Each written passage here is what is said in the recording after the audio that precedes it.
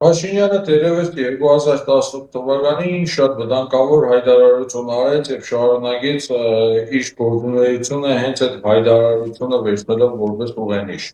Երբ ասում էր, որ եթե ինքը չի լինի վարչապետ, Հայաստանը վարչապետ չի ունենա։ Իր մոտ այս 8 տարում ոչինչ չի փոխվել։ Ու եթե 2018 թվականին ինքը վախենում էր, որ իրեն կարող են դատել մենք երկու միջին ծանրության հանցանքների համար, արդեն 2026 թվականին ինքը դատվելու է հարյուրավոր ծանր հանցանքներ գործելու համար։ Եվ սա ինքը շատ լավ գիտակցում է եւ չի բացառում, որ նույնիսկ ընդդիմությունների չհասած արդեն ինքը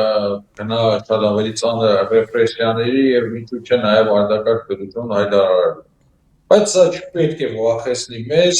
ոչ մի կերպ, որովհետեւ ցանկացած գործողություն, ցանկացած ապօրինի միջամտություն Փաշինյանի կողմից ինքը կարող է արժանանալ օրինական դիմադրության։ Հետևաբար ես նորից եմ կրկնում, մենք պարտավոր ենք լինել միասնական եւ մենք պարտավոր ենք լինել կազմակերպված։